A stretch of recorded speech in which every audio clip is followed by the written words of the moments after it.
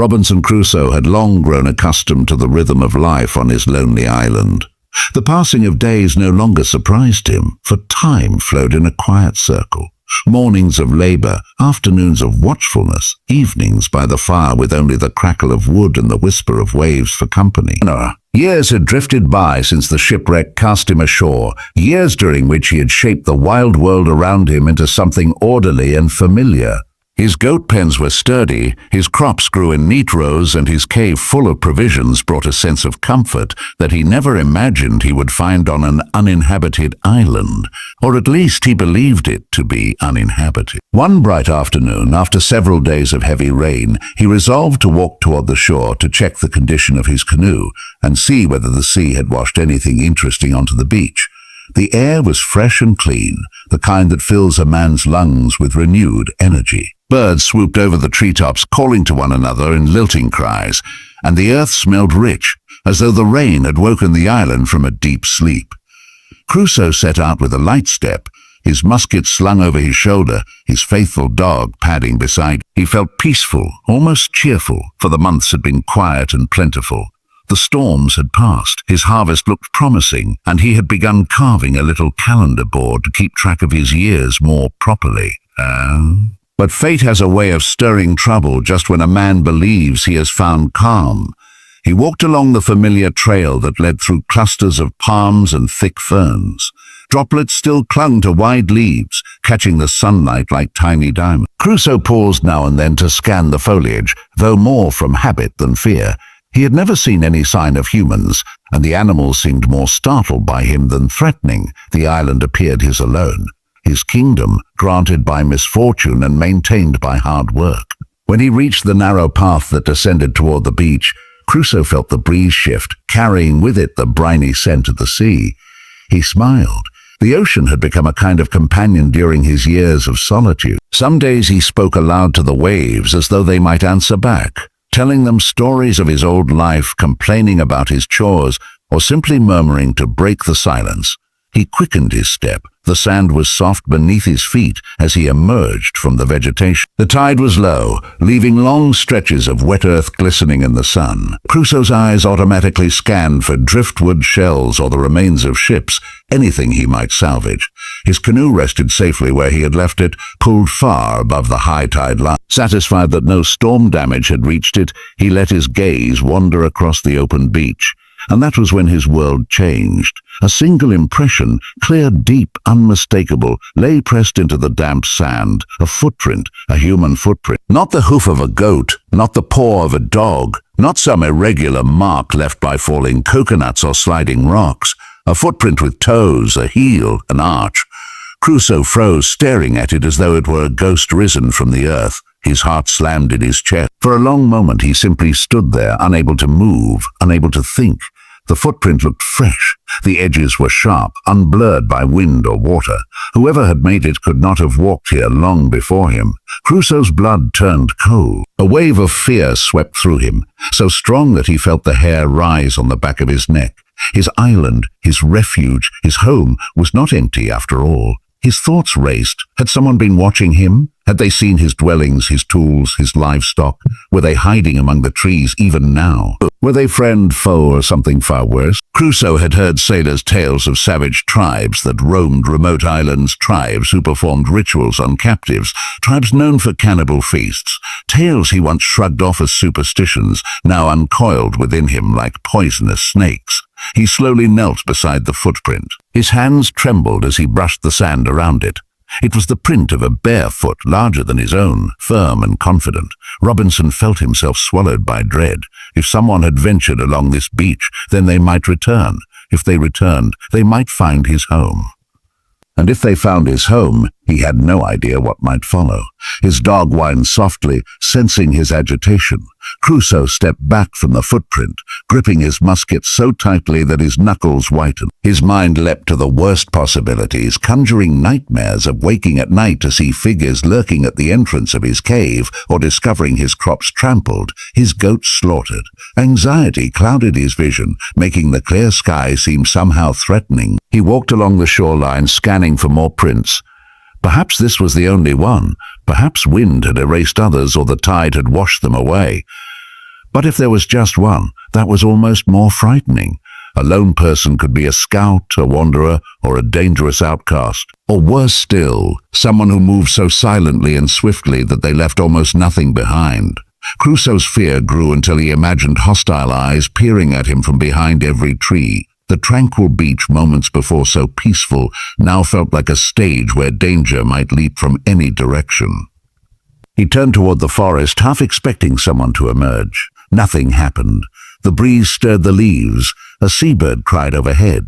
The world remained silent, as though the island itself held its breath. His first impulse was to run back to his shelter, lock himself inside and arm every corner. But the rational part of him, shaped by long years of problem-solving and survival, forced him to pause. Panic would not help. Fear would only cloud his judgment. He needed to think clearly, to act with caution. He retraced his steps carefully, examining the impression again and again as though studying it might offer answers. But the sand revealed nothing except what he already knew. Someone had been here. A living, breathing human being had walked this beach. When Crusoe finally tore himself away from the sight, he moved with heightened alertness. Every sound made him flinch. Every rustling branch seemed a whisper of danger. He climbed the path back into the forest, his musket raised, ready to fire at the slightest threat. His dog stayed close at his heel, unusually tense. Crusoe wondered whether the animal sensed something he did not, some unfamiliar scent or distant movement. By the time he reached his fortified dwelling, a stockade he had built painstakingly over the years, his mind swirled with paranoia. He checked the fences, made sure the ladders were inside, secured every bolt and bar. Even as he did so, he imagined hostile figures creeping up the slope or crouching behind rocks, watching him. For the first time in years, he felt truly vulnerable. Inside, he sat for a long time, staring at the walls, listening for footsteps that never came. The familiar comfort of his home, usually so steady, seemed invaded by a shadow of fear. The island no longer belonged wholly to him. Its solitude had been broken. That night, he hardly slept. Every hoot, every crack, every distant crash of waves jolted him awake. He imagined fires on the far side of the island, or perhaps boats landing quietly on some hidden shore. His mind painted pictures of painted warriors with spears, of sudden raids, of his quiet life shattered beyond repair. He clutched his weapons and lay in restless silence. The image of the footprint burned into his memory. By morning, Crusoe's fear had not left him, but it had changed. It transformed into something sharper, more strategic. Terror gave way to caution. He knew he could not remain in panic forever. He needed to learn the truth.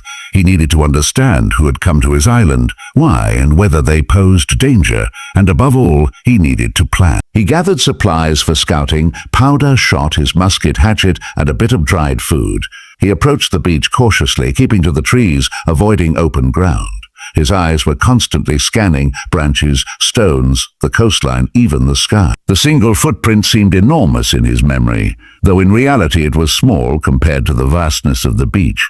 Yet its meaning weighed heavily. He circled the area in widening arcs, but after hours of searching he found nothing else. No more tracks, no dropped items, no ashes of a fire, no disturbed bushes. It was as though the mysterious visitor had stepped briefly onto the beach, then vanished into thin air. A small part of Crusoe wondered whether the footprint had been a trick of his imagination, but he dismissed the thought instantly. He had seen it clearly, examined it with his own hands. It was real. Over the following days, he became more vigilant than ever before. He lit no large fires except at night when smoke could not be seen from afar. He avoided leaving tracks on the beach and walked in winding paths so anyone following him would be confused. He reinforced his stockade, sharpened stakes, and laid hidden traps near the approaches. He stored extra water and planted new fields farther from his home, concealed behind thick brush. He even practiced climbing into the trees to hide or gain a vantage point. But fear, when stretched over days, becomes exhaustion. Crusoe's nerves grew thick. He found himself jumping at harmless noises or waking in the night with his heart pounding from nightmares. Yet he could not let down his guard. The footprint haunted him with every step. Then one morning, as he scanned the horizon from a high rock, he saw distant shapes moving along the far shore. Canoes, several of them. Even from that distance he knew what they were. His blood ran cold. A group, not one man. Possibly a tribe visiting the island. Perhaps they had come before. Perhaps they used this place as a meeting ground, a hunting spot, or a site for ritual. Crusoe ducked low, pressing himself behind the rock, barely daring to breathe. He watched them from afar, tiny figures against the sand, though he could not make out their faces or their actions. He felt like a child watching a nightmare unfold. Were they searching for something? Had they come because of the footprint he found? Had he left signs of his presence that they had noticed? He stayed hidden for hours until the canoes eventually pushed back into the sea and drifted away.